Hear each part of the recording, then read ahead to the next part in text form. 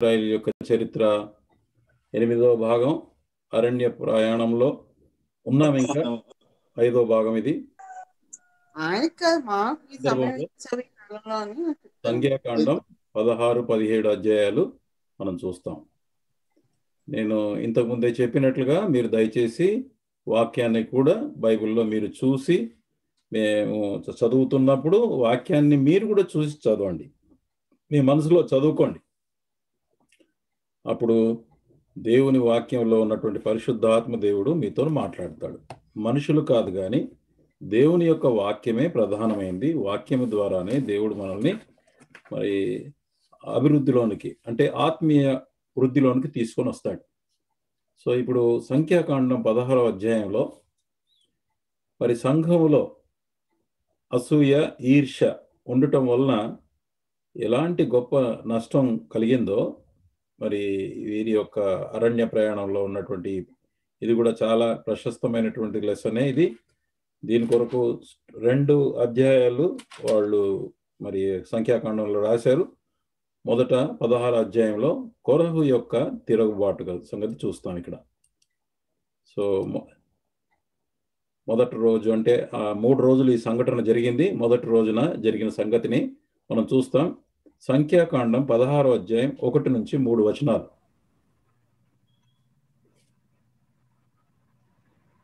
లేవికి ముని మనుమడును, కహాతుకు మనుమడును, ఇస్హారు కుమారుడునగు కోరహు రూబేనీయులలో ఎలియాబు కుమారులైన దాతాను, అబీరాములను, Peleth కుమారుడైన ఓనును యోచించుకొని ఇశ్రాయేలీయులలో పేరు పొందిన సభికులను, సమాజ ప్రధానులనైన 250 మందితో మోషేకు ఎదురుగా లేచి, మోషే అహరోనులకు విరోధముగా పోగుపడి, మీతో మాకిక పని లేదు, ఈ సమాజంలోని ప్రతివాడును పరిశుద్ధుడే, యెహోవా వారి మధ్యనున్నాడు, యెహోవా సంఘము మీద మిమ్మును మీరేలా హెచ్చించుకొనుచున్నారనగా. అంటే తిరుగుబాటు చేశాడు. ఈ తిరుగుబాటులో ఎవరున్నారంటే కొరహు ఏమో లీడర్ ఇక్కడ. యాక్చువల్గా ఈ కొరహు ఎవరు అనేది మనం చూస్తాం. తర్వాత రూబేను యొక్క సంబంధులైనటువంటి వాళ్ళలో ఉన్నటువంటి దాతాను, అభిరాములు, మరి పేలేతు కుమారుడైన ఓను, వీళ్ళందరూ కలిసి మరి ఈ యొక్క కుట్రను పన్నినట్టుగా మనం చూస్తాం దీంట్లో. అయితే వాళ్ళు మోషేతో వచ్చి కొరహు చెప్తున్నటువంటి మాట ఏంటంటే, మీతో మాకు ఇక పని లేదని తెలుగులో ఉంది, కానీ యాక్చువల్గా ఇంగ్లీష్లో ఏముందంటే, you have gone too far, you take too much upon you. అంటే నేను చాలా చేస్తున్నావయ్యా అన్నట్టుగా, ఏంది చాలా షో చేస్తున్నావు అన్నట్టుగా మాట్లాడుతూ వచ్చాడు ఆ మాట. సో అది మాట్లాడినప్పుడు ఇప్పుడు ముఖ్యంగా మనం ఇది అర్థం చేసుకోవాలంటే, రూబేన్లైన దాతాను, అభిరాము అనే వారు ఎవరు అనేటటువంటి విషయాన్ని చూస్తే కనుక, ఇప్పుడు యాకోబుకి 12 మంది కొడుకులు. అబ్రహాము కొడుకు ఇస్సాకు, ఇస్సాకు కొడుకు యాకోబు, యాకోబుకు 12 మంది కొడుకులు.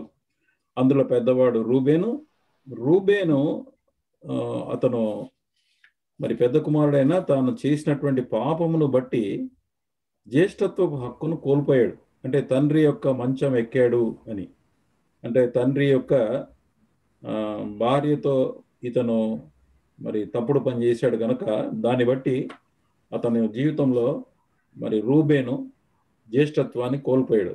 జ్యేష్ఠత్వాన్ని కోల్పోవడంతో మరి మొత్తం అసలు యాక్చువల్గా నార్మల్గా కనుక మంచి వ్యక్తి అయినుంటే కనుక ఈ ఇశ్రాయేలు యొక్క 12 గోత్రాలను కూడా లీడ్ చేయగలిగేటటువంటి ఆ యోగ్యత రూబేనుకు వచ్చేది. గతసారి చూసాం మనం దీని విషయంలో డీటెయిల్గా చూసాం. జ్యేష్ఠ పుత్రత్వాన్ని కోల్పోయాడు అని మనం చూసాం రూబేను. ఆ రూబేను యొక్క సంతానం వారే దాతాను, అభిరాము అనేటటువంటి వాడు. కాబట్టి వాళ్ళకి ఏదైతే బాధ ఉందో అది వాళ్ళకి, అంటే వాళ్ళు పోగొట్టుకున్న దాన్ని వాళ్ళ తండ్రి అంటే రూబేను వల్ల వాళ్ళకి నష్టం కలిగింది అనేటటువంటి విషయాన్ని వాళ్ళు చూస్తూ వచ్చారు. ఇక కొరహు అంటే ఎవరు? యాక్చువల్గా ఈ కొరహు సంగతి చూస్తాం. ఇక్కడ ఎక్స్ప్లెయిన్ చేశాడు. యాక్చువల్గా మనకి వర్స్లో లేవీకి మునిమానవాడు. ఇప్పుడు లేవీకి మొదట 3 కొడుకులు, గెర్షెము, కహాతు, మొరారి. ముగ్గురు కొడుకులు అయితే ఈ గెర్షెముకి 2 కొడుకులు, మళ్ళీ తర్వాత కహాత్కి 4 కొడుకులు, మొరారికి 2 కొడుకులు. ఈ 4 కొడుకులు కహాతుకు ఉంటే ఇప్పుడు లేవీకి ఈ కహాతు కుమారుడు మరి ఇస్సారు, లేకపోతే అమ్రాము, హెబ్రోను, ఉజ్జీయేలు, వీళ్ళంతా కూడా మనవలు. ఇప్పుడు అమ్రాము యొక్క కొడుకులు 2, అహరోను, మోషే, వీళ్ళిద్దరు కూడా. అంటే ఈ కహాతు యొక్క పెద్ద కొడుకుకి 2 కొడుకులు. కాబట్టి లేవీకి ఈ అమ్రాము మనవడు, ఈ అహరోను ముని మనవడు. అలాగే లేవీకి కహాతు కొడుకు, ఇస్సారు మనవడు. ఈ కొరహు అనేటటువంటి వ్యక్తి ఈయన. ఈ కొరహు, అహరోను, మోషే. అహరోను, మోషే పెద్దనాయన కొడుకులు. ఈ కొరహు అనేది తమ్ముని కొడుకు, అంటే ఇస్సారు కొడుకు. తర్వాత హెబ్రోనుకి అనేటటువంటి వ్యక్తికి మరి పిల్లలు లేరు, కానీ ఉజ్జీయేలుకు మరి 3 ఉన్నారు. సో మిగతా వీళ్ళ చరిత్ర చూడట్లేదు, ఎందుకంటే ఇక్కడ హిస్టరీ అంతా కూడా ఈ కహాతు యొక్క సంతానం గురించి మనం చూస్తాం. ఇక్కడ చూస్తే కనుక మళ్ళీ అహరోనుకి 4 కొడుకులు. Going to the next slide, only కహాతు యొక్క వంశాన్ని చూస్తాం. ఇక్కడ ఇందాక చెప్పినట్లుగా మరి అమ్రాము, కహాతు యొక్క కొడుకు అమ్రాముకి అహరోను, మోషే, ఇతనికి 3, హెబ్రోనుకి ఎవరు లేరు, ఉజ్జీయేలుకు 3. ఇప్పుడు ఈ అహరోను వీళ్ళందరిలో ఈ 4 లెక్క పెడితే కనుక అమ్రాము పెద్ద ఆయన కొడుకు, పెద్ద మనవడు. కహాతుకి పెద్ద మనవడు అహరోను. దేవుడు అహరోన్ని చూస్ చేసుకున్నాడు యాజకుడుగా ఉండడానికి. దానికి ఏంటి ప్రత్యేకత ఏమిటి? ఎందుకు చూస్ చేశాడు? ఏం లేదు, కేవలం ఆయన కృప, అంతే, ఆయన ఇష్టం. సో నెక్స్ట్ ఇస్సారు కొడుకు, అంటే సెకండ్ పర్సన్, అమ్రాము తమ్ముడు కొడుకు కొరహు. మరి ఈ 3లో ఈయన పెద్ద ఆయన. మళ్ళీ తర్వాత ఏమైందంటే ఈ ఎల్ఫాషాను అనేటటువంటి ఈ వ్యక్తి ఉజ్జీయేలు కొడుకు ఈ కహాతు యొక్క మొత్తము ఈ ఫ్యామిలీ మొత్తానికి కూడా నాయకత్వం ఎల్ఫాషాముకి ఇచ్చారు దేవుడు. అది I think verse will be లేదు, పోయింది వర్స్. అది ఇక్కడ చూస్తే కనుక ఇతనికి ఈ కహాతు యొక్క కుటుంబం యొక్క బాధ్యత, అంటే లీడర్షిప్ అనేది ఎల్ఫాషానుకి ఇచ్చారు. మరి యాజకత్వంలో కేవలం అహరోను సంతానం మాత్రమే, మోషే సంతానం కూడా కాదు, ఓన్లీ అహరోను సంతానం మాత్రమే వాళ్ళు ఇవ్వబడింది. సో ఈ కొరహుకి ఇది చూశాడు. ఇది చూసిన తర్వాత అతను మరి తట్టుకోలేకపోయాడు. అది తర్వాత నెక్స్ట్ ఇదేంటంటే ఇది క్యాంప్. వాళ్ళు ఇశ్రాయేల్ యొక్క క్యాంప్ ఇలాగ ఉంటుంది. మధ్యలో ఇది ప్రత్యక్ష గుడారం. దానికి ఫ్రంట్ సైడ్లో, అంటే ఈస్ట్ సైడ్లో ఉండేది యూదా టీం, ఇశ్శాకారు, తర్వాత జబూలూను. ఈ 3 గోత్రాలకి నాయకత్వం యూదా ముందర ఫ్రంట్లో నడుస్తాడు.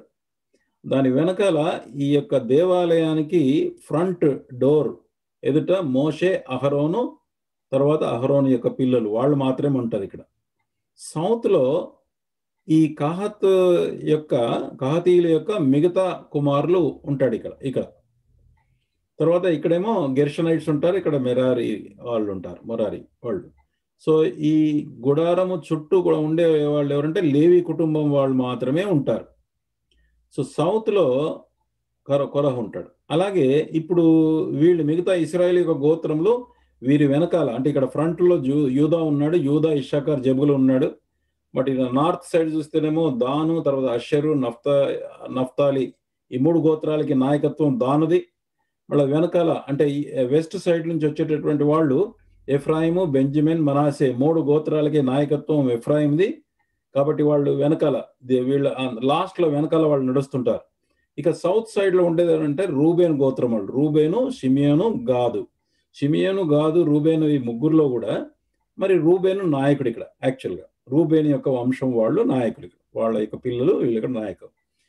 చూస్తే ఏంటంటే ఈ సౌత్ సైడ్లో రూబేను వాళ్ళు ఉన్నారు. తర్వాత ఈ కహాతీయులైనటువంటి కొరహు వాళ్ళ యొక్క సంతానము, వాళ్ళ యొక్క గుడారాలు సౌత్లోనే ఉన్నాయి. ఇప్పుడు ఈయనకు రూబేను పిల్లలకి ఒక గ్రీవెన్స్ ఉంది.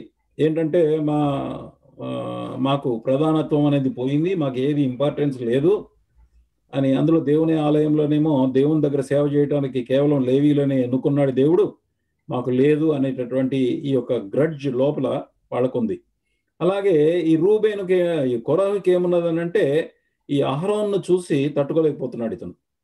సో ఇక్కడ వాళ్ళ అసంతృప్తికి కారణం ఏంటంటే అహరోను పెద్ద మనవడు ప్రధాన యాజకుడు, యాజకుడుగా అతని సంతతి వారు, అంటే వాళ్లకు మాత్రమే ఆ యొక్క ఆధిక్యత అనేది దేవుడు ఇచ్చాడు. వారు మాత్రమే దేవుని సమీపించి దేవుని యొద్ద వినుటకు, ప్రజలతో మాట్లాడుటకు ఆధిక్యత ఉండింది. ఇది చాలా గొప్ప భాగ్యంగా కనబడుతుంది. ఇది వాళ్ళు పొందలేరు. ఎవరు? మన ఈవెన్ కొరహు లేవి కుమారుడే, కానీ వాళ్ళకి ఈ అవకాశం లేదు. ఈ భాగ్యం పొందలేదని ఈర్ష్యతో దురాలోచన చేసి వారికి విరోధంగా, మరి చెప్పాలంటే కనుక అహరోను యొక్క ఉన్నత స్థితిని ఆశించి కొరహు సహించలేకపోయాడు. అంటే ఇక్కడ ఈర్ష్య అనేటటువంటి అంశం వచ్చినట్టుగా చూస్తాం ఇక్కడ. అయితే అతను మాట్లాడడం ఎట్లా మాట్లాడాడంటే వారి స్వార్థాన్ని కప్పిపుచ్చుకోవడానికి ఆత్మీయ భాషను మాట్లాడాడు.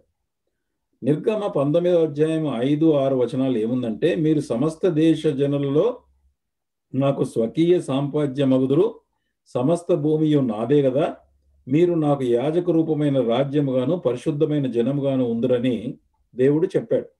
ఈ వాగ్దానం ఆధారం చేసుకొని అహరోను మోషతో ఏమన్నాడంటే, ఏందయ్యా మీరు your gone too far, your taking too much of yourself, అంటే మీరు చాలా పెద్దరికం చేస్తున్నారు అన్న మాట మాట్లాడాడు యాక్చువల్గా. ఎవరు? మన కొరహు. తర్వాత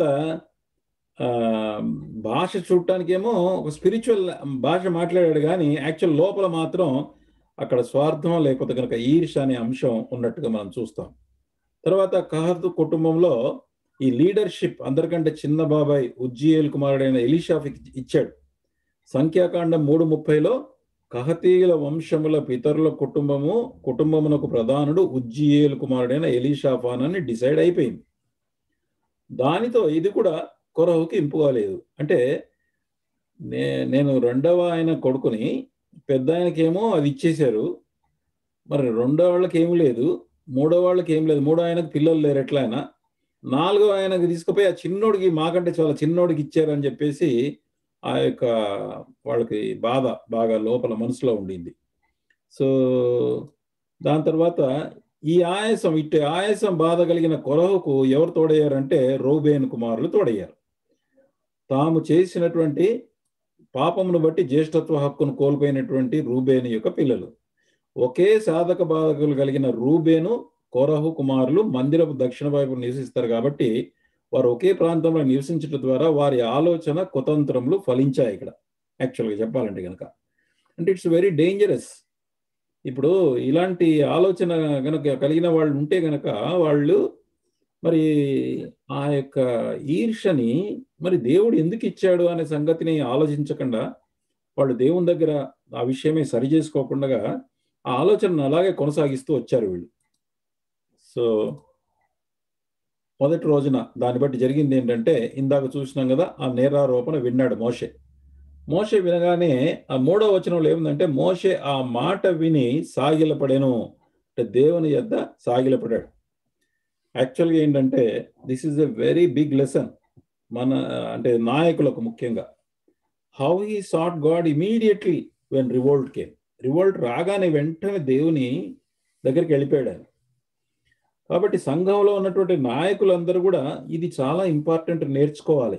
ఏవైనా ఛార్జెస్ వస్తే గనక మొట్టమొదటగా దేవుని సన్నిధిని సాగిలపడి ఆయన దగ్గర నుంచి మనం ఆదరణ పొందుకొని మరి ఏం చేయాలో అనేటటువంటి విషయాన్ని ప్రభు దగ్గరనే ఆలోచన పొందుకోవాలి. ఇప్పుడు అదే చేశాడు ఈయన. ఎవరు? మోషే. దేవుని ఎదుట సాగిలపడ్డాడు. మన విషయంలో అంటే వ్యక్తిగతంగా సరే, సంఘ నాయకులకు ఒక విషయం అయితే, ఈవెన్ మన కుటుంబాల్లో ఫ్యామిలీలో మెంబర్స్, అన్నదమ్ముల మధ్య రావచ్చు, లేకపోతే కనుక మరి పేరెంట్స్ చిల్డ్రన్ మధ్య రావచ్చు, లేకపోతే భార్యాభర్తల మధ్య రావచ్చు, ఏదైనా రావచ్చు. ఒకవేళ కనుక ఇలాంటి నేరారోపణ లోపల ఈర్ష్యనో లేకపోతే అసూయతో కనుక వచ్చి ఉంటే కనుక ఏం చేయాలంటే మనం మొట్టమొదటగా దేవుని ఎదుట సాగిలపడాలి. అంటే దేవునికి సమర్పించుకోవాలి. అయ్యా, ఇది నేను డీల్ చేయలేను, నువ్వు మాత్రమే నాకు సహాయం చేయగలవు, నేను అశక్తుణ్ణి అని ఎలాగైతే మోషే చేశాడో మనము మోషేలో ఎన్ని యాంగిల్స్లో చూస్తామండి అన్ని.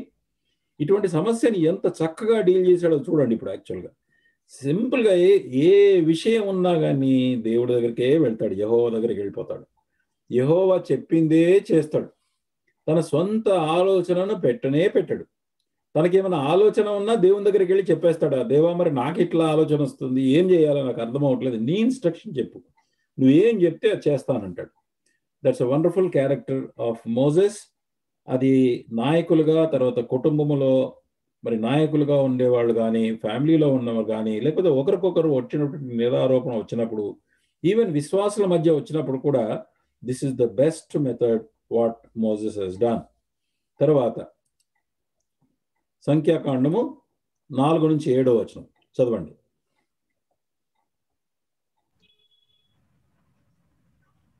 మోషే ఆ మాట విని సాగిలపడింది.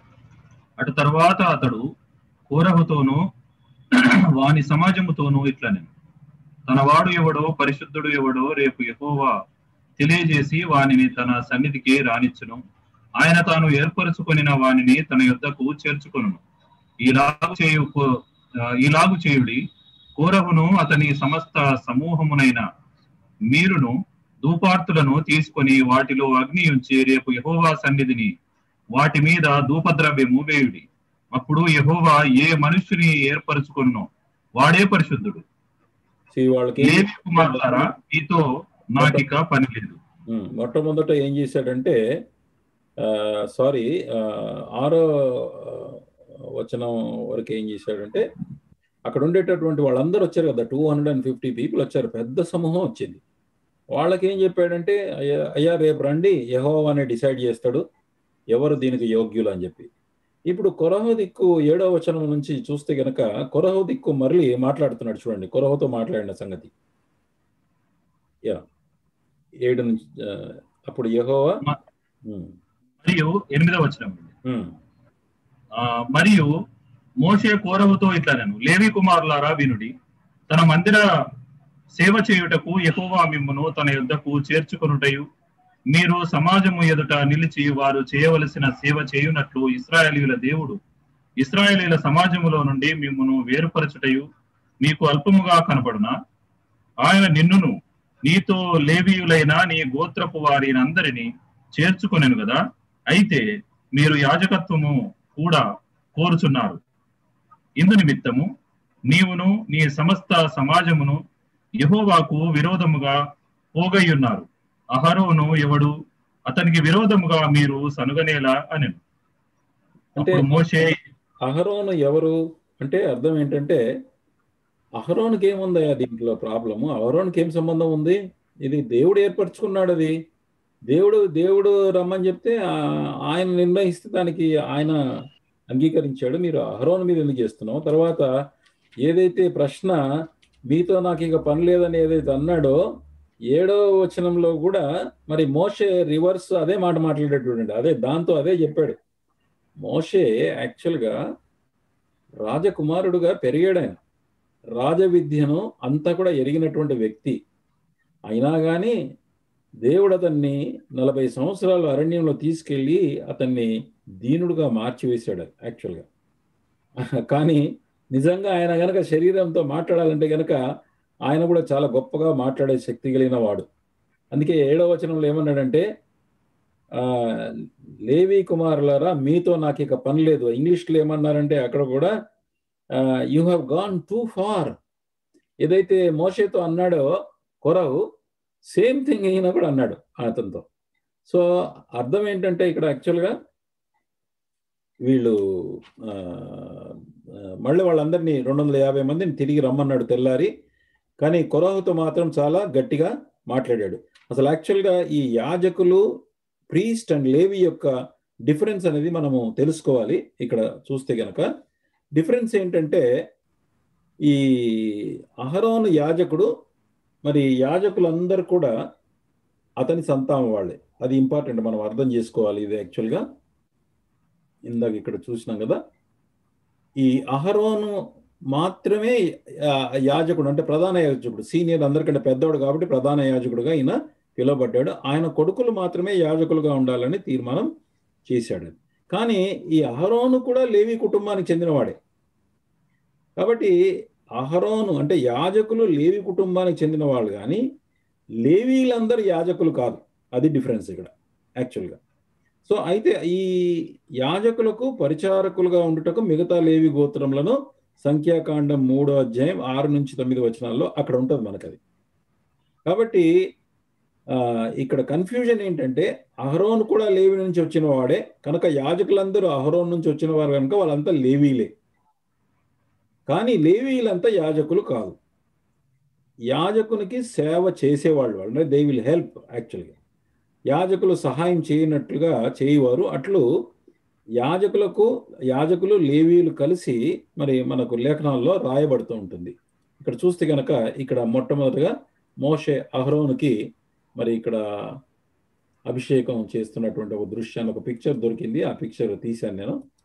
తర్వాత నెక్స్ట్గా వీళ్ళంతా కూడా మరి యాజకులు, వీళ్ళంతా కూడా మరి యాజకులు ఇలాగ మోయాలి. కానీ దీన్ని ప్యాక్ చేసి వెళ్ళేటప్పుడు మాత్రం కహాతు కుమారులు లేవీలు కూడా దీన్ని మోసుకెళ్తారు. Only when there is a work. ఇప్పుడు ఎరికో గోడల చుట్టూ తిరగాల్సి వచ్చినప్పుడు మాత్రం యాజకులు దీన్ని మోసారు. యాజకులే ఈ మ్యూజిక్ని వాయించి ముందుకు తీసుకెళ్ళారు. సో అది తర్వాత ఇక్కడ యాజకులు అనేవాళ్ళు వీళ్ళందరూ కూడా మరి బోధ చేసేటువంటి వాళ్ళు, కింద హెల్ప్ చేసే వాళ్ళంతా కూడా లేవీలుగా ఉంటారు. ఇక లేవీలు ఇలాగా మరి మొదట దాన్ని వధించిన తర్వాత దాని చర్మం అంతా క్లీన్ చేసి ఏమేమి చేయాలో అవన్నీ వర్క్ చేస్తూ అవన్నీ కూడా మరి యాజకులకు హెల్ప్ చేసేవాళ్ళు వీళ్ళు లేవీలు. సో వీళ్ళు లేవీల యొక్క పాత్ర ఉంది. అంటే వీళ్ళు మొత్తం సామాను ప్యాకప్ చేసిన తర్వాత ఈ ప్రత్యక్ష గుడారము షిఫ్ట్ చేసినప్పుడల్లా దాని వెంట ముందు వెనకాల పక్క నుంచి నడిచేటటువంటి ఆ యొక్క ఏదైతే ప్రోగ్రామ్ దేవుడు చేశాడో దాని అంతట్లో కూడా మరి యాజకులు, ఈ లేవీలకు అందరికి కూడా ఉంది అవకాశం. కానీ ఆ యాజకత్వం కోసం, యాజకత్వంలో ఉండేటటువంటి గొప్ప ఆధిక్యత ఏంటంటే ముఖ్యంగా దేవుని దగ్గరికి వెళ్ళి మాట్లాడడం, దేవుడే మాట్లాడటం, తర్వాత దేవుని యొక్క మాటలు తీసుకొచ్చి మరి ప్రజలతో మాట్లాడటం. అది ఒక రకమైనటువంటి అధికారంగా కనబడింది వాళ్ళకి. ఏదో గొప్ప మరి అది నిజమే, గొప్ప విషయమే. దేవుని యొద్ద నిలబడగలిగినటువంటి వ్యక్తి అంటే ప్రపంచంలో ఎవరు లేరు. అహరోనుకు ఒక్కడికే ఇచ్చాడు ఆ యొక్క అవకాశం. మోషే స్పెషల్. అహరోను కంటే ముందు మోషే యాజకుడుగా పనిచేశాడు, యాజకుడుగా ఉన్నాడు. కానీ చివరికి అహరోను యొక్క సంతానాన్ని ఎన్నుకున్నాడు. అయితే లేవీలందరికీ భూమిలో స్వాస్థ్యం లేదు. తర్వాత వారికి యెహోవాయే స్వాస్థ్యం అని సంఖ్యాకాండం 18వ అధ్యాయం 21వ వచనంలో ఉంది. అంటే భూములు లేవు వీళ్ళకి, లేవీలకు ఎవరు కూడా భూములు ఇవ్వలేదు. తర్వాత ఇశ్రాయేల్ వారందరూ కూడా దశమ భాగాన్ని లేవీయులకి ఇవ్వాలి. ఇది దేవుడిచ్చినటువంటి ఆజ్ఞ. అంటే ఇశ్రాయేలీల యొక్క 12 గోత్రాల వాళ్ళ యొక్క సంపాదనలో దశమ భాగం అనేది మరి వీళ్ళకి ఇచ్చేవాళ్ళు, లేవీయులకి.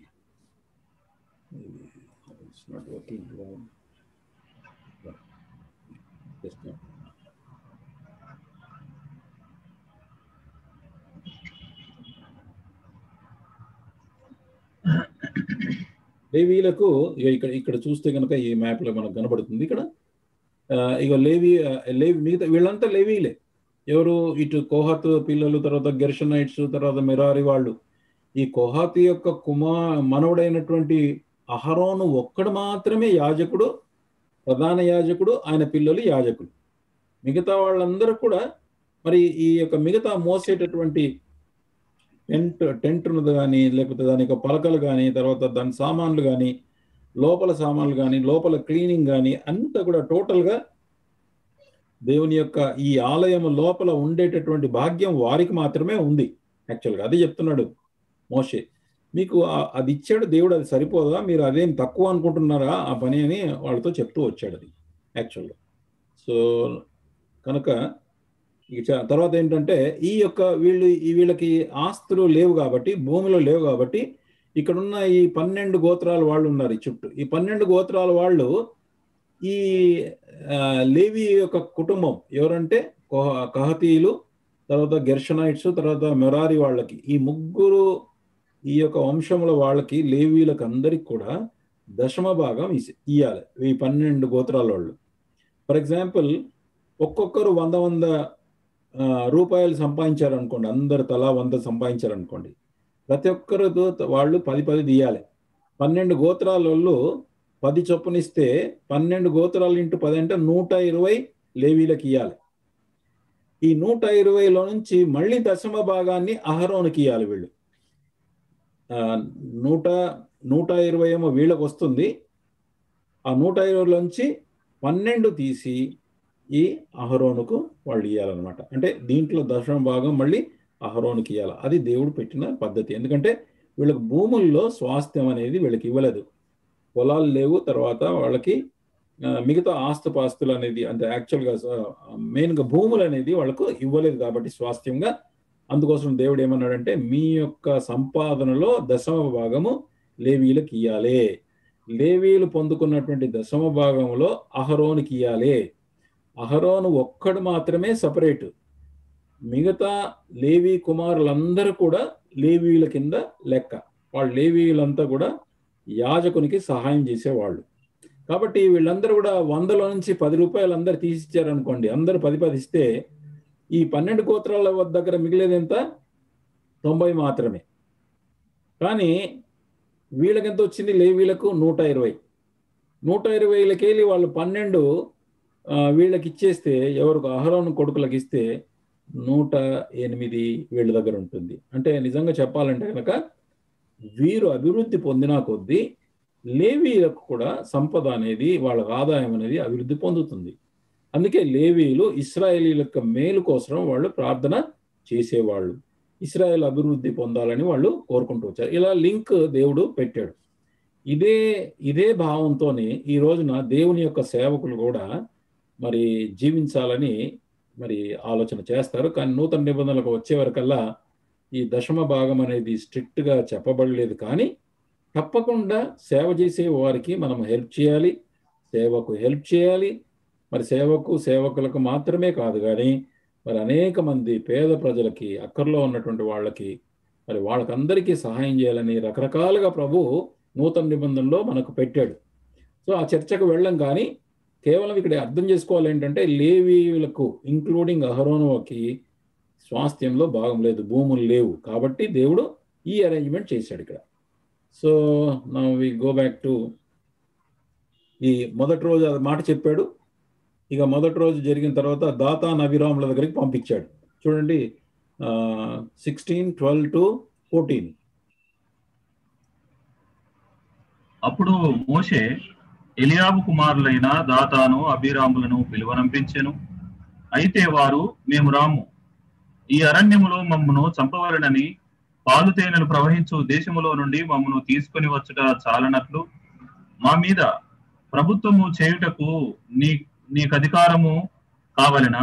అంతేకాదు, నీవు పాలు తేనెలు ప్రవహించు దేశములోనికి మమ్మను తీసుకొని రాలేదు, పొలములు ద్రాక్ష తోటలు గల స్వాస్థ్యము మాకియ్యలేదు. ఈ మనుష్యుల కన్నులను ఊడదీయుదువా? మేము రాము అనిరి. ఎంత స్ట్రాంగ్గా వాళ్ళు అపోజ్ చేశారంటే, వాళ్ళు ఇంకా అంతేకాకుండా ఇంకా ఎక్స్ట్రా ఛార్జెస్ వేశారు ఈయన మీద. ఎంత లోపల బిట్టర్నెస్ ఉందో అర్థం చేసుకోండి. మోజెస్కి వ్యతిరేకంగా ఎంత బిట్టర్నెస్ ఉందో వీళ్ళది. సో ఇది విన్న తర్వాత మోషే ఏం చేశాడు? 16-15లో అందుకు మోషే మిక్కిలి కోపించి, అతని కోపం వచ్చింది. ఏం మాట్లాడుతున్నారు వీళ్ళు? యాక్చువల్గా నేను వాళ్ళ మీద ప్రిన్సెస్ లాగా ఉన్నానా? నేను ఒక ప్రభుత్వం చేయాలనుకుంటున్నానా? నీవు వారి నైవేద్యం లక్ష్య పెట్టకమని దేవునితో చెప్పాడు ఈ మాట. ప్రభువా, వారి నైవేద్యాన్ని లక్ష్య పెట్టకు, ఒక్క గాడిదైనను వారి యొద్ద నేను తీసుకొనలేదు, వానిలో ఎవరికి నేను హాని చేయలేదని యెహోవా యొద్ద మనవి చేసిన వెంటనే. చూడండి, ఇంత పెద్ద ఛార్జెస్ వేస్తే వీళ్ళు రానని రిఫ్యూజ్ చేస్తే ఎక్కడికి వెళ్ళాడు? మళ్ళీ మోసెస్ మళ్ళీ దేవుడి దగ్గరికి వెళ్ళాడు. దేవుడి దగ్గరికి వెళ్ళి తనకు ఉన్నటువంటి బాధ, ఎంత కోపం ఉందో ఆ కోపం మీద ఏమన్నాడు? ప్రభువా, వాళ్ళ నైవేద్యం మాత్రం లక్ష్య పెట్టకన్నాడు. తర్వాత క్లారిటీగా చెప్తున్నాడు ఆయన. అంటే ఉన్నటువంటి నీతి అతను ఎంత స్పష్టంగా చెప్పాడంటే, నేనేమి తీసుకోలేదు, వాడికి ఎవ్వరికి హాని చేయలేదు. ఎంత వాళ్ళు హాని చేస్తూ ఉన్నా కానీ ఈయన వారి పక్షాన మొరపెడతా ఉంటే, వారికి మేలు కలగాలని ప్రతిసారి మోషే ప్రయత్నం చేస్తూ ఉంటే అయినా ఇట్లా చేస్తున్నారు. సంఘంలో నాయకత్వం వహించిన వాళ్ళకి ఇలాంటివి వస్తాయి. వచ్చినప్పుడు మోషేలాగా మళ్ళీ వెళ్ళాలి, దేవుని దగ్గరికి వెళ్ళాలి. దేవుని దగ్గరికి వెళ్ళి మనకున్నటువంటి ప్రాబ్లమ్స్ చెప్పుకోవాలి. దేవుని దగ్గర మనవి చేయాలి. యాక్చువల్గా మనవి చేసిన తర్వాత రెండవ రోజు తెల్లవారు జరిగిందండి. తెల్లవారు ఏమైపోయింది? 16 అధ్యాయం 18లో, కాబట్టి వారిలో ప్రతివాడును తన ధూపార్తిని తీసుకుని వాటిలో అగ్ని ఉంచి వాటి మీద ధూపద్రవ్యం వేసినప్పుడు వారును మోషే అహరోనులు ప్రత్యక్షపు గుడారం యుద్ధ నిలబడ్డారు. ఇంకా వచ్చేసరికి తెల్లారి 250 మంది వాళ్ళు తీసుకొని వచ్చి వాళ్ళు ధూపద్రవ్యం వేసి మరి అహరోన్తో పాటు అక్కడ నిలబడ్డారు. నిలబడితే ఏమైంది చూడండి. ఇప్పుడు యెహోవా యొక్క ఇంటర్ఫియరెన్స్ ఎలా ఉంది చూడండి. 16వ అధ్యాయం 19 నుంచి 21. కోరహు ప్రత్యక్షపు గుడారం యొక్క ద్వారమునొద్దకు సమాజమును వారికి విరోధముగా పోగు చేయగా యెహోవా మహిమ సర్వ సమాజమునకు కనబడెను. అప్పుడు యెహోవా, మీరు ఈ సమాజములో నుండి అవతలికి వెళ్ళుడి, క్షణములో నేను వారిని కాల్చివేయుదనని మోషే అహరోనుతో చెప్పగా, సో వెంటనే మళ్ళీ ఏమన్నాడంటే క్షణంలో కాల్చేస్తా అన్నాడు. వాళ్ళు క్షణంలో కాల్చేస్తా అంటే మళ్ళీ చూడండి అహరోని యొక్క మొర చూడండి మళ్ళీ ఎట్లా ఉందో. ఏమన్నాడు? సమస్త శరీరాత్మలకు దేవుడవైన దేవా, ఈ ఒక్కడు పాపము చేసినందున ఈ సమస్త సమాజము మీద నీవు కోపపడదువా అని వేడుకొనిరి. అంటే దేవుడు సృష్టికర్తగా సర్వ మానవుల పట్ల కృపను చూపించేసేటటువంటి దేవుడు. ఆ కృపను ఆధారం చేసుకొని ప్రార్థన చేశాడు ఇక్కడ. అంటే ఈ ఒక్కడే చేశాడే, వీని వలన ఇంతమందికి నాశనం చేస్తావా దేవా అని. అంటే దేవుడు తాను సృష్టించినటువంటి మానవులను అంత సులభంగా ఆయన నాశనం చేయడు యాక్చువల్గా. అయితే వారి పట్ల ఎంతో దయగలిగిన వాడు కనుక ఆ దయను ఆధారం చేసుకొని ఇక్కడ మళ్ళీ మొరపెట్టాడు. చూడండి ఇప్పుడు. అంటే ఇక్కడ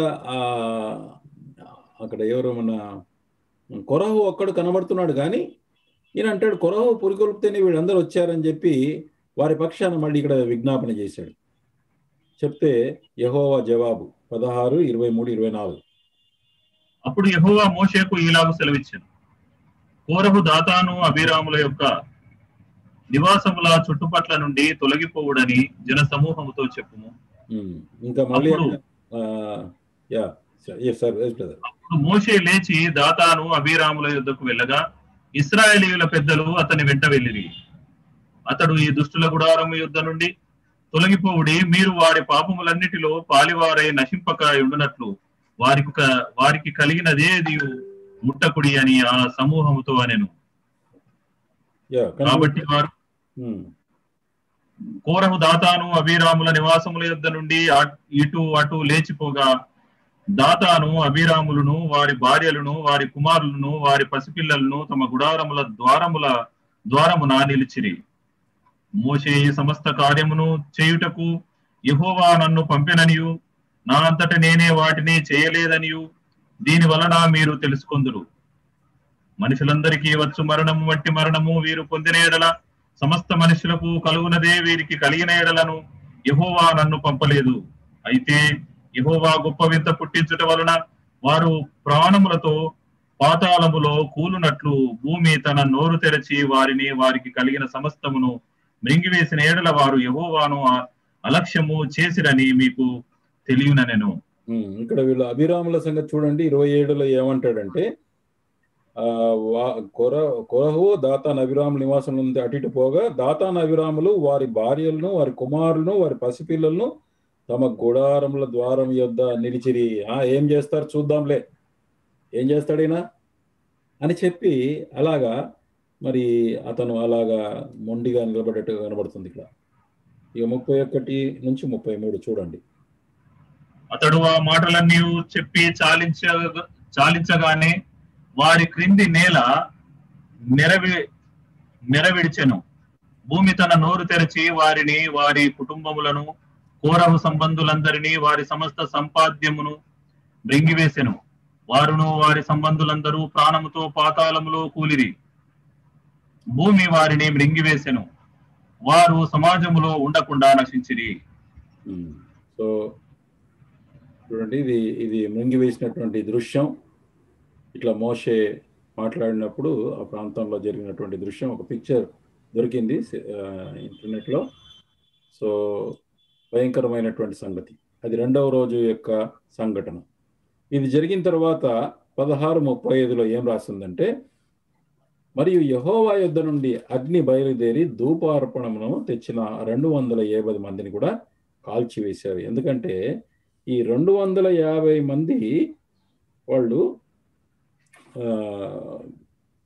వాళ్ళు కాల్చివేయటానికి కారణం ఏంటంటే, వీళ్ళు పురికొల్పారు, కానీ వాళ్ళు పురికొల్పిన దానికి వాళ్ళు కూడా ఒప్పుకొని వచ్చారు. వాళ్ళు అంటే ఎవరైనా మనం పురికొల్పొచ్చు రాంగ్ చేయడానికి. పురికొల్పగానే మనం లోబడాల్సినటువంటి అవసరం లేదు. There is nothing. ప్రతి ఒక్కరు కూడా విశ్వాసంలో ప్రభు దగ్గర కనిపెట్టి, ప్రభువా మరి సహోదరుడు ఇలా చెప్తున్నాడు, మరి ఈ సంగతి ఎంతవరకు కరెక్టు, మరి దీని విషయమే ఆలోచన నాకు ఇవ్వు, మరి ఈ విషయంలో సమస్య రాకుండా కాపాడమని మరి ప్రార్థన చేయాలి, తెలుసుకోవాలని. అలా కాకుండా వీళ్ళు 250 మంది వచ్చారు. అదేదో ఒక్క రోజులో జరిగింది కాదు, ఇది చాలా కాలం నుంచి జరుగుతూ వచ్చింది. వాళ్ళ గూడు పుటాని వాళ్ళు ఇద్దరు కూడా సౌత్లో ఉన్నారు. వీళ్ళు ముగ్గురు ఉండి, ముగ్గురు నలుగురు కలిసి కుట్ర పన్ని మరి మొత్తం ఇప్పుడు 250 మంది అని అంటే ఒక్కొక్క గోత్రం నుంచి 20 మంది అయినా వచ్చి ఉంటారు. అది వాళ్ళు కూడా ఎవరు, ప్రధానులు అని రాయబడింది. దే ఆర్ ప్రిన్సెస్, ఇంగ్లీష్లో రాశారు వాళ్ళు. They are princes from each tribe. అంటే 250 మందిని కన్విన్స్ చేశారంటే వాళ్ళు ఎంత ప్లాన్ చేసి ఉంటారు వెనకాల. అంటే మోషేకు అహరోనుకు తెలియకుండా ఎంత పగడబందిగా కుట్ర పన్నారో దీన్ని బట్టి మనం అర్థం చేసుకోవచ్చు. అందుకే దేవుడికి ఆ సత్యం, న్యాయవంతుడైనటువంటి దేవుడు కాబట్టి ఈ 250 మందిని కూడా కాల్చివేశాడు. తర్వాత అప్పుడు కాల్చివేసిన తర్వాత ఆ ధూపార్తులతో ఏం చేయాలో దేవుడు చెప్పాడు. చూడండి, అది 36-40. అప్పుడు యెహోవా మోషేకు ఇలాగ సెలవిచ్చెను, నీవు యాజకుడకు అహరోను కుమారుడైన ఎలియాజరుతో ఇట్లనుము, ఆ అగ్ని మధ్య నుండి ఆ ధూపార్తులను ఎత్తుము, అవి ప్రతిష్ఠితమైనవి. ఆ అగ్నిని దూరముగా చల్లుము. పాపము చేసి తన ప్రాణములకు ముప్పు తెచ్చుకొనిన వీరి ధూపార్తులను తీసుకొని బలిపీఠమునకు కప్పగా వెడల్పోయిన రేకులను చేయవలెను. వారు యెహోవా సన్నిధికి వాటిని తెచ్చినందున అవి ప్రతిష్ఠితమైనవి. అవి ఇశ్రాయేలీయులకు ఆనవాలుగా ఉండును. అహరోను సంతాన సంబంధి కాని అన్యుడెవడును యెహోవా సన్నిధిని ధూపము అర్పింప సమీపించి కోరహు వలెను అతని సమాజం వలెను కాకుండునట్లు ఇశ్రాయేలీయులకు జ్ఞాపక సూచనగా ఉండుటకై యాజకుడైన ఎలియాజరు కాల్చబడిన వారు అర్పించిన ఇత్తడి ధూపార్తులను తీసి యెహోవా మోషే ద్వారా తనతో చెప్పినట్లు వారితో బలిపీఠమునకు కప్పుగా వెడల్పైన రేకులు చేయించెను. ఈ 250 మంది కాల్చినటువంటి దృశ్యం ఇది.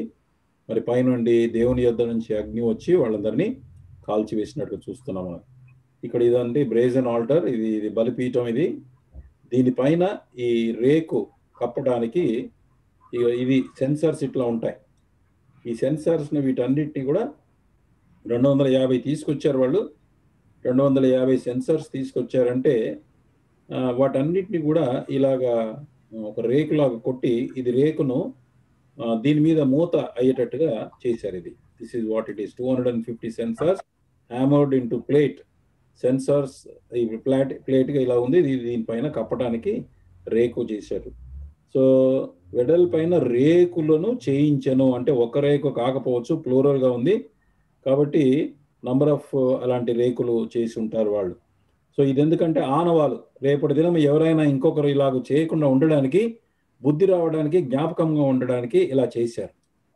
సో ఇక్కడ మళ్ళీ ఇది జరిగిన తర్వాత మళ్ళీ 3వ రోజున అంటే మళ్ళీ తెల్లారి మరునాడు 41వ వచనం చూస్తే గనక 41 నుంచి 49 చూడు బ్రదర్.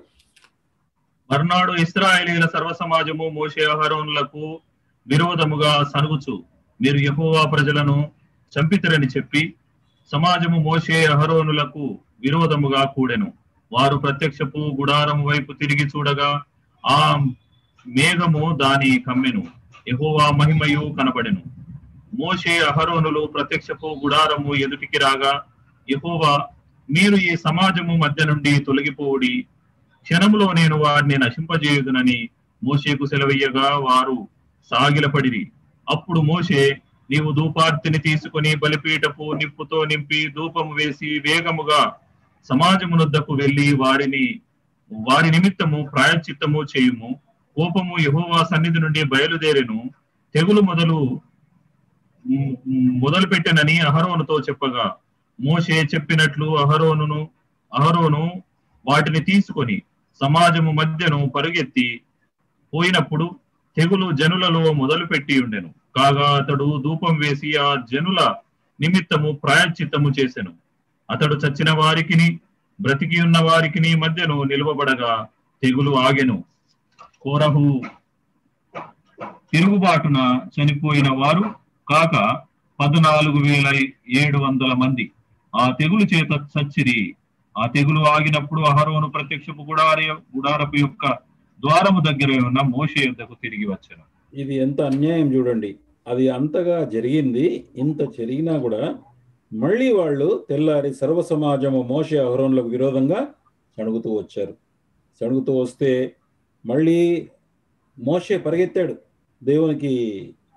ఈ యొక్క సణుగు వాళ్ళు ఎప్పుడైతే వాళ్ళు మాట్లాడారో, యెహోవా ప్రజలను మీరు చంపితిరి అని చెప్పగానే వాళ్ళు మోషే అహరోన్లు ప్రత్యక్ష గుడారం వైపు తిరిగి చూశారు అంతే.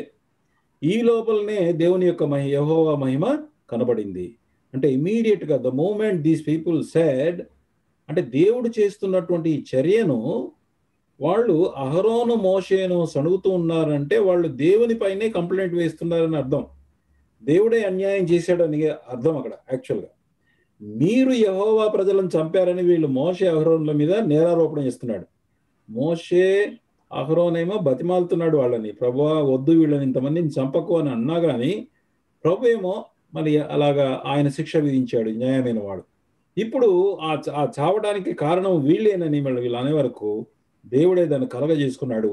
ఇక మళ్ళీ వీళ్ళు గుడారం దగ్గరికి వెళ్ళారు మోషే అహరోనులు. ఈ లోపల తెలిసిపోయింది ఏంటంటే ఆల్రెడీ దేవుని యొక్క తెగులు బయలుదేరింది కాబట్టి వెంటనే పరిగెత్తమంటే అతను పరిగెత్తి మరి అక్కడ మరి సెన్సార్ తీసుకొని వెళ్ళి వాళ్ళ మధ్య నిలబడగా తెగులు ఆగెను.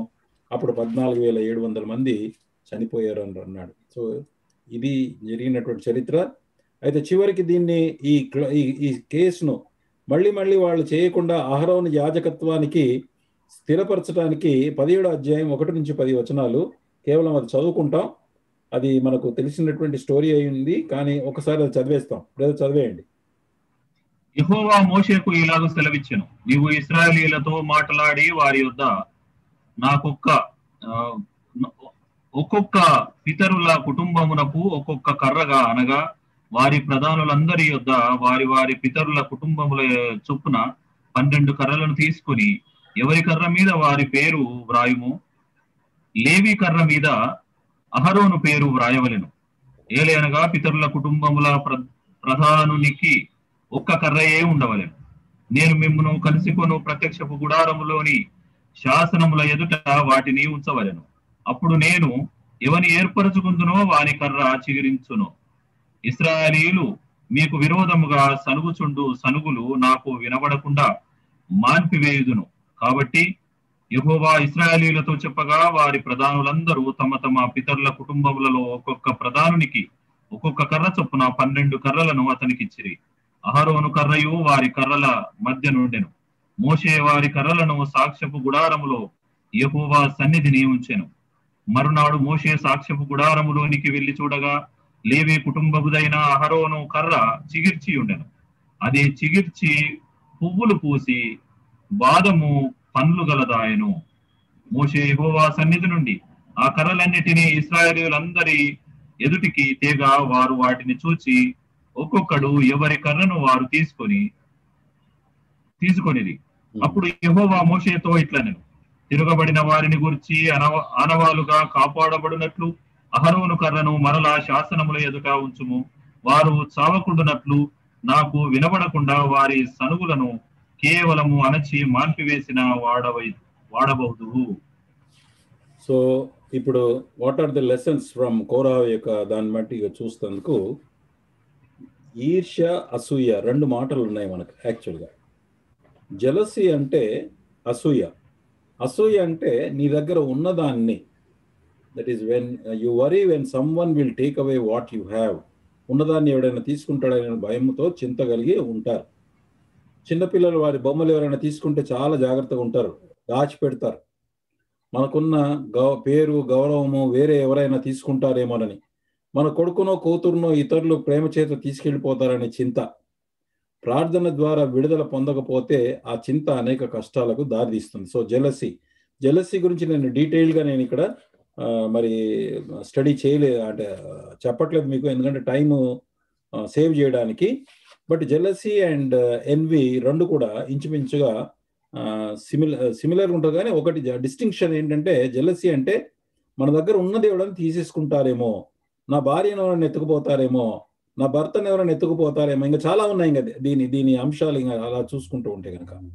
సో ఇది ఒక విషయం. నా ఎన్వి ఇక్కడ మనం చూసింది ఏంటంటే, వీళ్ళ మధ్య, కొరహు వాళ్ళ మధ్య ఈ అంశం ఉంది. ఏంటంటే ఈర్ష్య అంటే అక్కడ ఇంగ్లీష్లో envy is wanting what someone else has. ఈర్ష్య అనగా ఇతరులకు కలిగిన దాన్ని తనకు కావాలని బలమైన కోరిక. అంటే వేరే వాళ్ళకు ఉంది, నాకు కావాలి. ఇక్కడేమో నా దగ్గర ఉంది, ఎవరైనా తీసుకుంటారేమో అని భయం. అక్కడేమో వాళ్ళకుంది, నాకు కావాలని.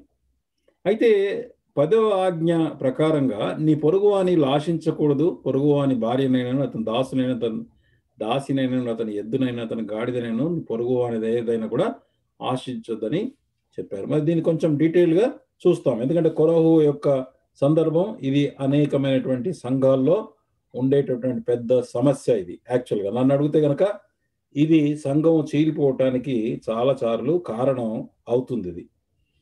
ఎందుకనంటే ఈ లాటిన్లో ఎన్వి అంటే ఈర్ష అనేటటువంటి మాటకి ఇంకొకటి ఏముందంటే అర్థం కడుపు మంట, లేకపోతే దాని యొక్క దారి ఎంత దూరం తీసుకెళ్తుందంటే ద్వేషము, పగ, కసి. దాని యొక్క మీనింగ్ ఇచ్చాడు, ఎన్వి యొక్క మీనింగ్. సో ఈర్ష్య అంటే మనం ఇందాక చూసాం, వేరేలా కలిగింది నేను తీసుకోవాలని. అయితే వేరే వాళ్ళ దగ్గర సపోజ్ కారు ఉందనుకోండి, లేకపోతే వాళ్ళకున్నటువంటి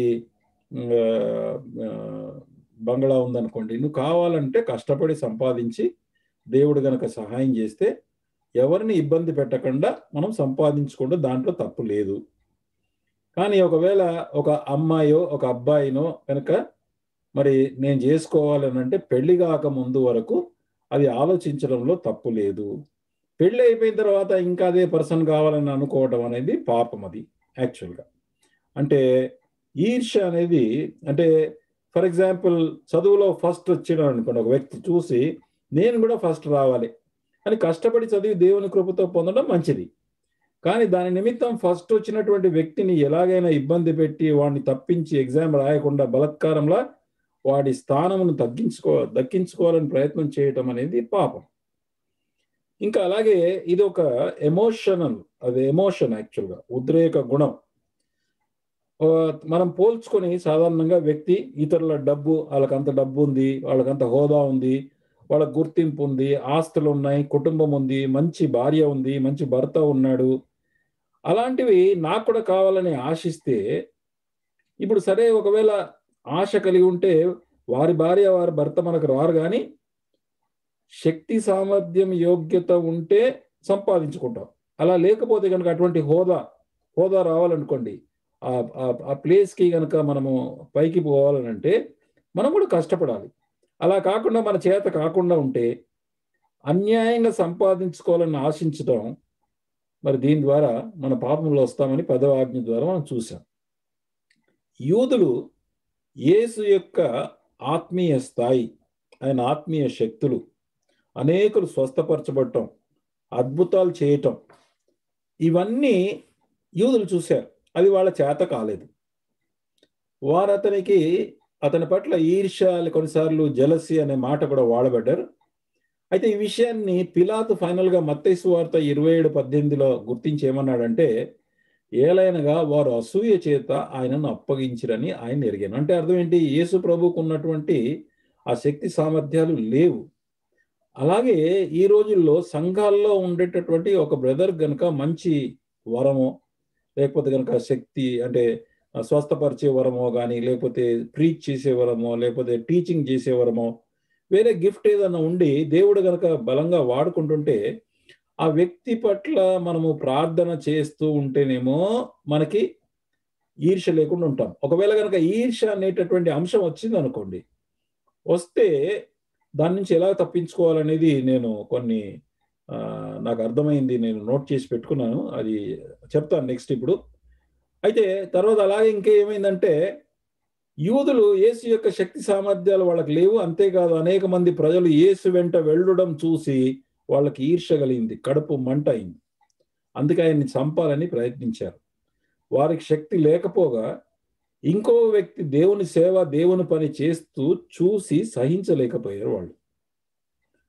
మరి అలాగే పౌలు కూడా మరి పిసిదియా అనేటటువంటి అంతియోకే అనేటటువంటి ప్రాంతానికి వెళ్ళినప్పుడు అతను మొదట విశ్రాంతి దినంలో వాళ్ళ దగ్గర మాట్లాడి మళ్ళీ రెండవసారి కూడా మీరు నెక్స్ట్ వీక్ కూడా రండి దయచేసి అని వాళ్ళు చాలా రిక్వెస్ట్ చేస్తే, రెండవ విశ్రాంతి దినంన దాదాపు ఆ పట్టణం అంతా కూడా దేవుని వాక్యం వినడానికి వచ్చారు.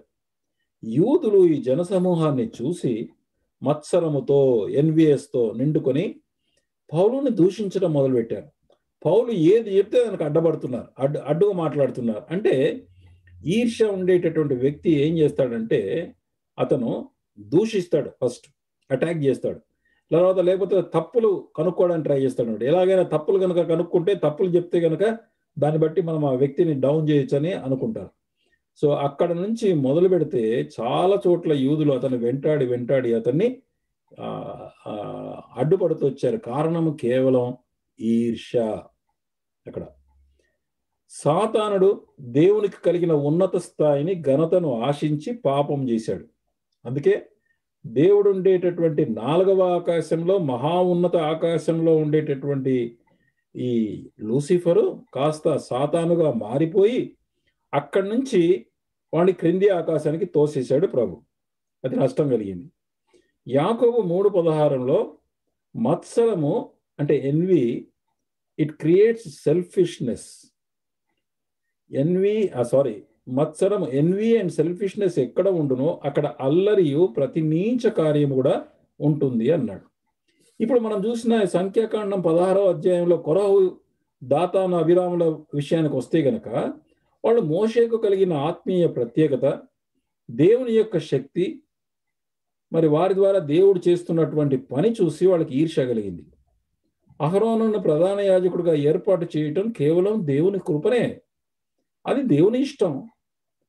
అయితే అది వీళ్ళు పొందలేదు గనక తిరుగుబాటు చేయటం ద్వారా, కుట్ర చేస్తే గనక వాళ్ళకి ఏదైనా వస్తుందనుకున్నారో, లేకపోతే వాళ్ళకి ఎట్లన్నా రాదు కాబట్టి వీళ్ళను మాత్రం మనం పాడు చేయాలి, వీళ్ళని మాత్రం ఎలాగైనా మనము నాశనం చేయాలి, లేకపోతే అల్లరి పెట్టాలి వాళ్ళని అనుకున్నారు.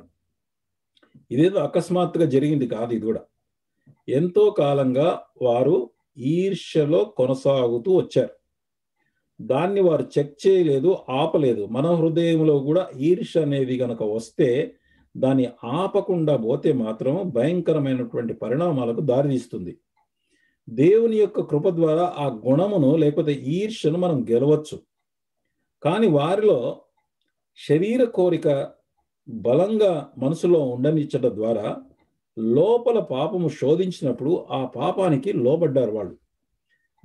దానికి తోడు ఏమైపోయింది, రెండవ గ్రూప్ కూడా వాళ్ళు తోడయ్యారు. అందుకే ఈ 3-4 కలిసి వెనకల గూడు పుటాని చేశారు. సంఘాల్లో కూడా ఇలాగే జరుగుతుందండి. వీరు వెనకాల ఎప్పుడైతే డిస్కషన్ చేసుకుంటూ ఉంటారో అకస్మాత్తుగా మోషేకు తెలియకుండా అటాక్ చేశారు వీళ్ళు.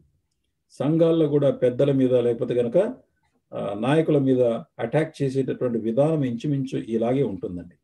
అందుకోసమే ఇలాగ ఎవరైతే చేస్తూ ఉంటారో వారి కొరకు మనం ప్రార్థన చేయాలి. ఎప్పుడైతే మనకు ఆ ఇన్ఫర్మేషన్ వస్తుందో, వచ్చినప్పుడు వాళ్ళ గురించి ప్రార్థన చేయటం, వాళ్ళతో మాట్లాడడం, వాళ్ళకి ఆత్మీయ ఒప్పుదల కలగడానికి మనం ప్రయత్నం చేయటం. లేకపోతే కనుక ప్రార్థన చేస్తే దేవుడు దానికి ఏదో దారి చూపిస్తాడు. ఇక చివరికి ప్రతి గోత్రం నుంచి 20 మందిని వాళ్ళు తిరుగుబాటు ఒప్పించాడంటే చాలా పెద్ద పని. అంత మందిని ఒప్పించాలంటే ఇది ఎంతో కాలం నుంచి జరిగినటువంటి విధంగా మనం చూస్తాం. దేవుని పనికి ఆటంక నిలిచే శక్తులు దేవునికి విరోధమే. సంఘం యొక్క ఐక్యతను చెడగొట్టేటటువంటి గుణము ఈర్ష్య, అసూయతో ఆరంభమవుతుంది. అనేకులకు తెలియనటువంటి ఒక సత్యం ఏమిటంటే, చూడండి 1 కొరింథీ 3వ అధ్యాయం 16, 17 వచనాలు. బ్రదర్ ఇది చూడవా? 1 కొరింథీ 3, 16, 17.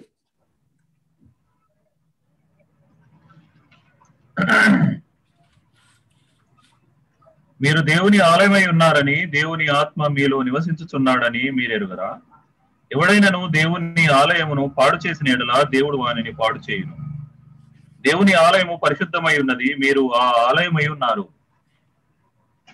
అంటే మీరు ఆ ఆలయమై ఉన్నాయి.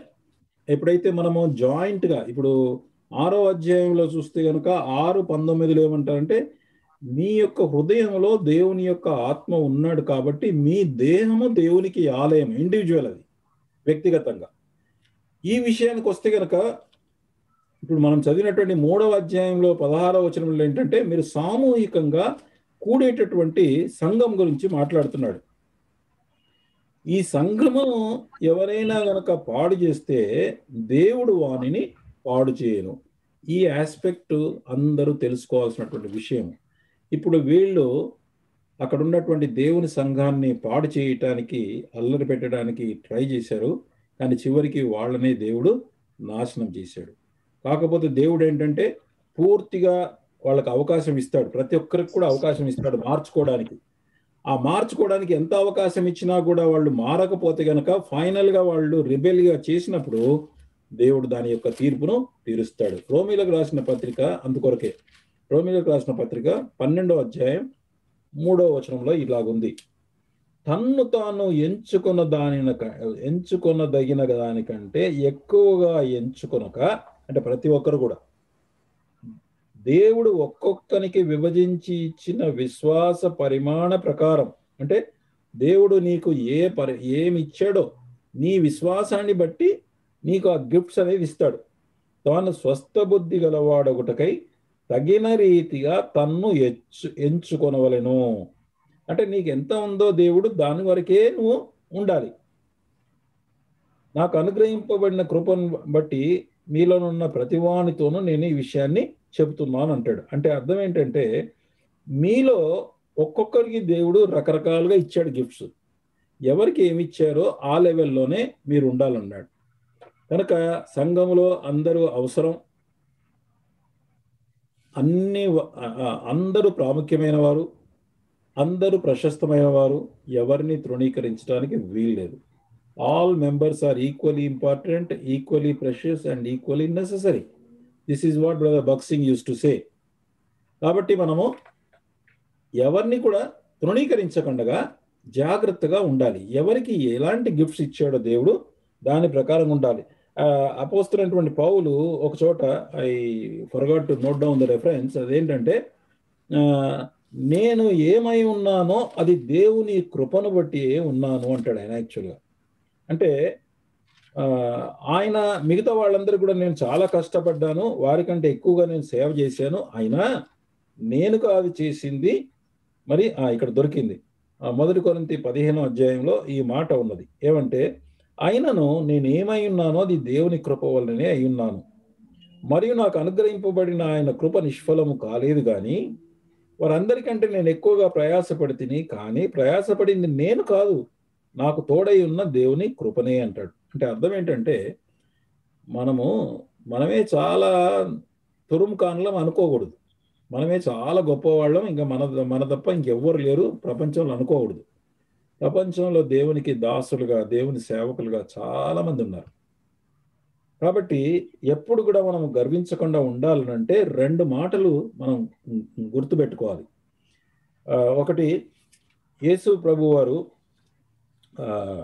లూకా సువార్తలో ఈ మాట చెప్పాడు సేవ చేసేటటువంటి వాళ్ళకి. లూకా సువార్త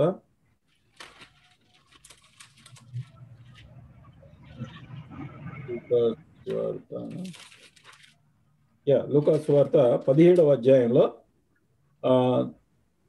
9వ వచనం. ఆ దాసుడు ఆజ్ఞాపింపబడిన పనులు చేసినందుకు వాడు దయచూపిన అని వాడిని మెచ్చిన, అటువలే మీరును మీకు ఆజ్ఞాపించబడినవన్నీ చేసిన తర్వాత మేము నిష్ప్రయోజకములైన దాసులము, మేము చేయవలసినవే చేసి ఉన్నామని చెప్పాలి. అంటే వేరే వాళ్ళు నువ్వు చాలా బాగా గొప్పగా చెప్పావు, లేకపోతే అలాగా మెచ్చుకునేటటువంటి అవకాశం అది. లోకంలో ఇతరులు గనక మనల్ని మెచ్చుకుంటే గనక మీకు శ్రమ అన్నాడు ప్రభు. కనుక అలాంటి సందర్భంలో వాళ్ళు మెచ్చుకున్నారు కాబట్టి మనం కూడా హృదయంలో పొంగిపోకుండా ఉండాలి అంటే ఒక అభ్యాసం చేయాలి. ఏమని చేయాలి? ప్రభు చెప్పినట్లుగా మేము ఆజ్ఞాపించబడినవి చేశాము, మేము చేయవలసినవి చేసినాము, కేవలం మేము నిష్ప్రయోజకమైన దాసులమని మనం హృదయపూర్వకంగా హృదయంలో దేవుని ఎదుట చెప్పగలగాలి. ఎప్పుడైతే అలా చెప్పగలుగుతామో అప్పుడు మాత్రమే మనము గర్వించకుండా అతిశయించకుండా ఉంటాం. కొన్ని సందర్భాల్లో అతిశయిస్తే గనక దానికి దేవుడు అపోస్తలుడైనటువంటి పౌలుకు ఉంచినట్లుగా మరి ఆయన ముళ్ళును కూడా ఉంచే అవకాశం ఉంది. కాబట్టి ఆ ముళ్ళు ఎందుకు ఉంచాడంటే హెచ్చిపోకుండా నిమిత్తమని పౌలు 2 కొరింథీ 12వ అధ్యాయంలో చెప్పాడు. కాబట్టి ఈ ఎన్వి అనేది మరి సంఘాలను నాశనం చేసి దేవునికి చాలా చెడ్డ పేరు తీసుకొచ్చేటటువంటి అంశం. బిట్టర్నెస్ ఇది చాలా ముఖ్యమైనదండి. దయచేసి మీరు ఓపికతోని జాగ్రత్తగా వినాలని కోరుతున్నాను ఇది. ఎందుకనంటే హెబ్రీయులకు రాసినటువంటి పత్రిక 12వ అధ్యాయంలో హెబ్రీ 12 14 14 15 16వ వచనం ఉంది కానీ 16వ వచనం డీల్ చేయను. ఇప్పుడు యాక్చువల్గా ఓన్లీ 14 15 మాత్రమే చూస్తాం. అందరితో సమాధానమును, ఇంగ్లీష్లో 2 పరిశుద్ధతయు, పీస్ అండ్ హోలీనెస్ అని రాసింది, ఆర్ శాంక్టిఫికేషన్, పరిశుద్ధతయు కలిగి ఉండుటకు ప్రయత్నించుడి. అందరితో సమాధానంగా పరిశుద్ధత కలిగి. పరిశుద్ధత లేకుండా ఎవడునో ప్రభువును చూడడు. మీలో ఎవడైనాను దేవుని కృపను పొందకుండా తప్పిపోనేమో అని చేదైన వేరు ఏదైనా మొలచి కలవరపరచుట వలన అనేకులు అపవిత్రులైపోదురేమోనని జాగ్రత్తగా ఉండండి అంటాడు. తర్వాత జ్యేష్ఠత్వం అమ్ముకున్నటువంటి ఏషావు వంటి వారి వలె మీరు కూడా అమ్ముకోకుండా ఒక పూటి కొరకు అమ్ముకున్నాడే అలా ఉండకండి అన్నాడు. సో ఆ విషయం చూడను.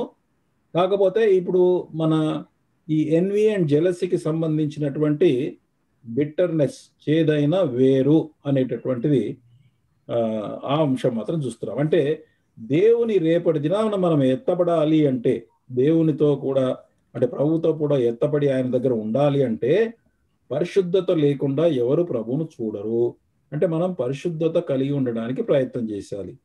ఈ పరిశుద్ధతకు ఆటంకమైనటువంటి 2 సంగతులు చెప్పాడు ఇక్కడ.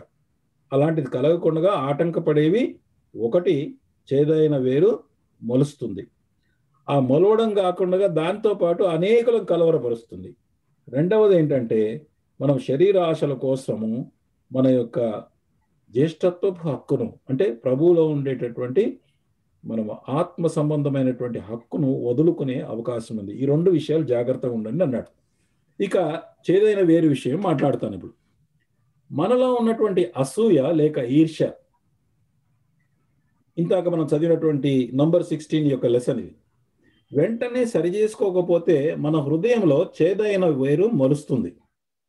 అంతేకాదు ఎవరైనా మనను మాట వలన కానీ క్రియ వలన కానీ గాయపరిచినప్పుడు ఆ ఇన్సల్ట్ మన హృదయంలో సీరియస్గా తీసుకుంటాం. సాధారణంగా ఎవరైనా మనం ఇన్సల్ట్ చేస్తే చేదైన భావము, ఆ బిట్టర్ రూట్ మన హృదయంలో మొలుస్తుంది. గుర్తుపెట్టుకోండి. అసూయ, ఈర్ష వెంటనే కనుక మనం సరి చేసుకోకపోతే అది వేరుగా మారుతుంది. లేకపోతే ఎవరైనా మనను అనకూడని, అంటే మనం మంచి చేసినా కూడా మన గురించి చెడ్డగా గాయపరిచి ఇన్సల్ట్ చేసినటువంటి మాటలు వచ్చినప్పుడు మనకు బాధ కలిగి హృదయంలో సీరియస్గా తీసుకుంటే అది లోపల ఒక బిట్టర్ రూట్గా మొలుస్తుంది. మనము మేలైనవి చేసినప్పుడు, మనం మేలైనవి చేసినా ఎవరైనా గాయపరిస్తే కనుక మనకేం రాసింది? మత్తయి సువార్త 5వ అధ్యాయం 11వ వచనం 12వ వచనం. ఇది గుర్తుపెట్టుకోవాలి. యాక్చువల్గా మత్తయి సువార్త 5, 11, 12. నా నిమిత్తము జనులు మిమ్మల్ని నిందించి హింసించిన మీ మీద అబద్ధముగా చెడ్డ మాటలలో పలుకున్నప్పుడు మీరు ధన్యులు, సంతోషించి ఆనందించుడి, పరలోకమందు మీ ఫలము అధికమగును. ఇలాగున వారు మీకు పూర్వమందున్న ప్రవక్తలను హింసించిరి. ఈ మాట ప్రకారం ఏం చేయాలా? పరలోకంలో మన కొరకు బహుమానం అధికమవుతుందని జ్ఞాపకానికి తెచ్చుకోవాలి. అట్లు ప్రభు వైపు నుండి బహుమానం పొందడము అనే ఆలోచన కలిగి ఉండటం ద్వారా, అంటే ఆ ఆలోచన మన దృష్టి కనుక పరలోకపు యొక్క బహుమానం వైపు మలిస్తే ఆ గాయమును అధిగమించడానికి అవకాశం ఉంది. లేక మనల్ని గాయపరిచారనే బాధకరమైనటువంటి ఆలోచనను జయించాలంటే దానికి ప్రతిఫలంగా ప్రభు మనకు బహుమానం ఇస్తాడు అని చూడాలి. దానితో పాటు రెండవది ఏం చేయాలంటే మార్కు సువార్త 11వ అధ్యాయం 25వ వచనం. మార్కు 11:25.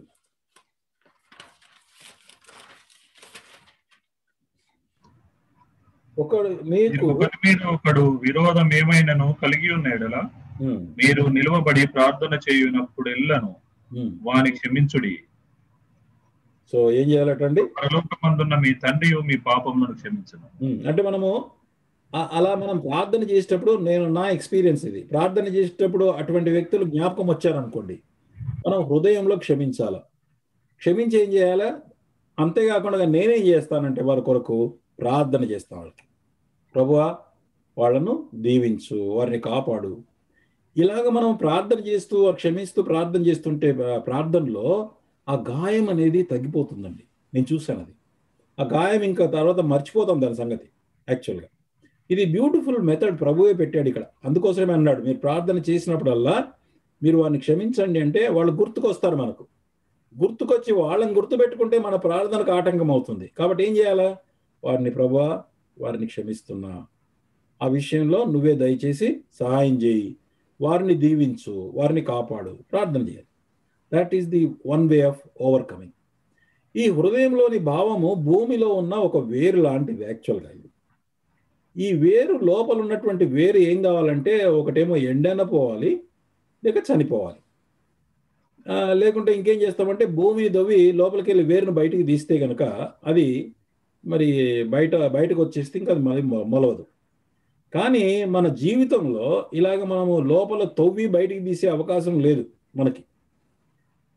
కనుక ఏం చేయాలంటే ఈ చెడు సంగతులు లేకపోతే చెడు గుణాలు మనకి ఏదైతే లోపల మొలుచుటకు కారణంగా ఉండే హృదయంలో ఆ చెడు భావాలు, శరీర భావాలని మనం ఏం చేయాలంటే తవ్వలేము. కాబట్టి ఏం చేయాలంటే రోమా 5:5 ప్రకారంగా ఏం రాసింది? రోమా 5:5,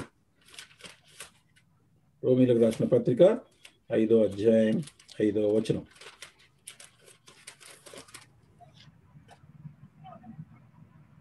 ఎందుకనగా ఈ నిరీక్షణ మనం సిగ్గుపరచదు, మనకు అనుగ్రహింపబడిన పరిశుద్ధాత్మ ద్వారా దేవుని ప్రేమ మన హృదయంలో కుమ్మరించబడింది. దేవుని యొక్క ప్రేమ మన యొక్క హృదయంలో ఉంది, అంటే అగాపే ప్రేమ ఉంది.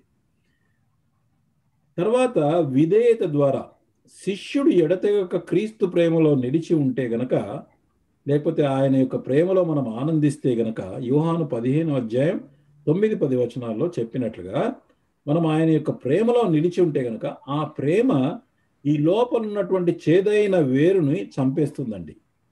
దేవుని ప్రేమ మనం కోరుకొని, ప్రభువా నీ ప్రేమ నాకు కావాలి, నా ప్రేమతో వారిని నేను క్షమించలేను, వారి విషయంలో నేను చేయలేనని దేవుని యొక్క ప్రేమ, ఆ దేవుని ప్రేమ మన హృదయంలో ఆల్రెడీ పరిశుద్ధాత్మ దేవుడు ఉంచాడని అన్నాడు.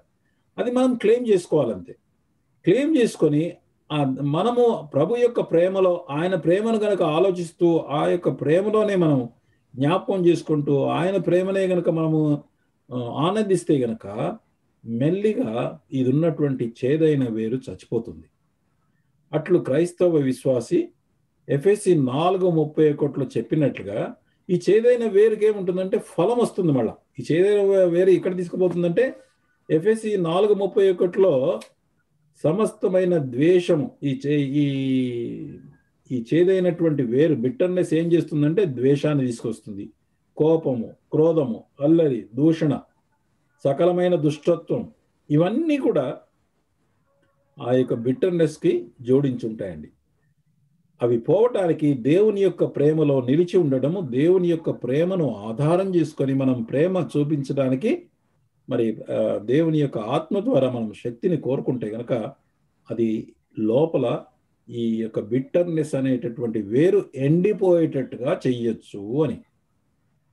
అలా చేయకుండా ఉంటే గనక, ఒకవేళ దేవుని బిడ్డ తన స్వార్థాన్ని నిర్లక్ష్యంతో గనక దీన్ని వదిలేస్తే, ఇతరుల పట్ల ఉన్నటువంటి విషపూరితమైనటువంటి చేదు వేరు తనలోనే అలాగే ఉంచుకుంటే గనక దానిలోకి ఇతరులు ప్రవేశిస్తారు, లేకపోతే కలగజేసుకుంటారు.